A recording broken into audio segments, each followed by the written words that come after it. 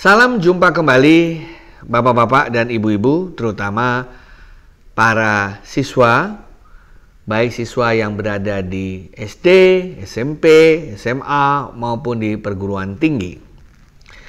Belakangan ini mulai marak kampus-kampus, sekolah-sekolah menggunakan fasilitas virtual meeting, multiple virtual meeting untuk bisa melakukan proses pembelajaran. Khusus bagi siswa, di dalam dunia etika berinternet ada sejumlah tata krama yang seyogianya bisa diikuti agar proses belajar mengajar berlangsung dengan baik dan lancar. Namanya juga virtual meeting, selalu kita akan masuk biasanya melalui satu mekanisme untuk join the meeting.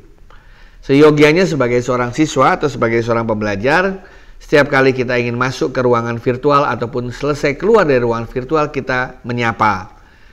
Menyapa tidak selalu harus tegang, tapi sederhana saja.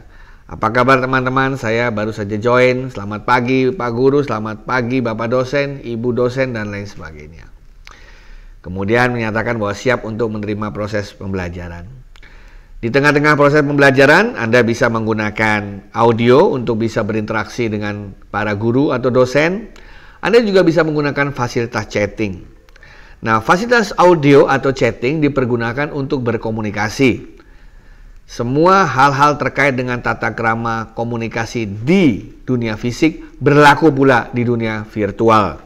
Karena dalam dunia virtual kita berhubungan dengan orang, dengan manusia yang sama yang kita jumpai di fisik. Jadi berkomunikasilah secara sopan, secara santun, menggunakan bahasa Indonesia yang baik, sehingga proses belajar mengajar bisa berjalan dengan lancar. Kemudian juga dalam proses belajar online, ada baiknya biasanya ketika pertama kali kelas dimulai, kita memberi kesempatan untuk guru sebagai fasilitator atau dosen sebagai fasilitator untuk memulai sesi. Agar tidak terjadi simpang siur atau noise yang mengganggu, ada baiknya awalnya semua mikrofon dimatikan untuk masing-masing siswa.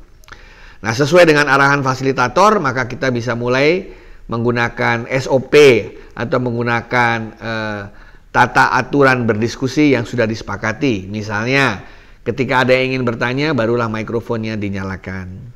Atau ketika guru bertanya yang harus dijawab oleh siswa yang bersangkutan, maka mikrofon baru dinyalakan. Nah, itu semua bisa dipakai untuk mempermudah siswa-siswa lain memahami apa diskursus atau komunikasi yang terjadi antara siswa dan guru. Ya, idealnya semua dinyalakan. Kalau semua mikrofon dinyalakan, ya tentu saja harus pintar-pintar dalam membagi waktu untuk berpartisipasi dalam diskusi atau untuk bicara. Sebab kalau semuanya bicara tentu saja akan memusingkan proses pembelajar mengajar itu sendiri. Kemudian hal-hal lain yang biasanya juga bisa menjadi tata krama yang baik jika Anda ingin sharing terutama sharing file gambar, file suara atau file video, ada baiknya juga memberitahukan yang lain. Karena tidak semua orang memiliki fasilitas fitur teknologi yang sama. Kadang-kadang satu siswa memiliki notebook lebih baru dari siswa yang lain. Dan kadang-kadang mengirim file yang besar itu bisa menghambat proses pembelajaran karena memakan bandwidth. Oleh karena itu, bijak-bijaklah dalam sharing file dalam proses online meeting ketika sedang belajar mengajar. Kemudian ada baiknya juga bahwa dijaga pula cara berpakaian, artinya tidak harus resmi, tetapi paling tidak menggunakan pakaian yang sopan, yang santun.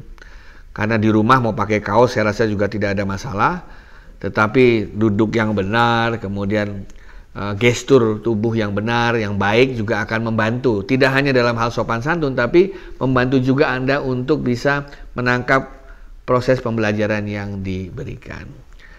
Nah, demikian. Satu lagi yang sering juga harus kita jaga, kita sebagai siswa juga harus menghormati siswa lain. Ada baiknya kita tidak melakukan hal-hal yang bisa mengganggu siswa lain dalam melakukan proses pembelajarannya. Misalnya mematikan mikrofon teman lain, atau kemudian mengganggu dengan mengirimkan secara pribadi file-file atau hal-hal yang bisa membuat yang bersangkutan terganggu proses belajar mengajarnya, karena resource komputernya harus terbagi antara menggunakan teleconference dengan hal-hal yang lain. Saya usul memang dalam proses, kalau kita memang ingin belajar secara online meeting, ada baiknya semua aplikasi yang terbuka ditutup, agar semua resource komputasi itu bisa didedikasikan untuk proses belajar mengajar. Baiklah para siswa, selamat belajar. Jangan lupa Anda harus memperlihatkan bahwa Anda adalah seorang siswa Indonesia yang hebat, yang pinter, yang santun, dan berakhlak mulia. Itu semua bisa diperlihatkan melalui gestur tubuh Anda, melalui cara Anda berbicara, cara Anda bersikap, walaupun tidak terlihat secara fisik, tapi menggunakan online. Etika yang ada dalam dunia fisik sama persis dalam dunia online, harus dipatuhi. Dalam berbagai kesempatan, dalam berbagai teknologi, mereka menyediakan juga fasilitas untuk merekam proses belajar mengajar itu sendiri. Proses merekam tidak hanya berguna untuk siswa yang nanti masih belum jelas untuk memutar kembali rekamannya, tapi bisa juga dipergunakan oleh sekolah untuk melakukan analisa, evaluasi terhadap proses belajar mengajar itu sendiri. Oleh karena itu, teman-teman saya, para siswa, good behavior sangat penting di sini, karena interaksi yang terjadi senantiasa direkam oleh aplikasi. Selamat belajar.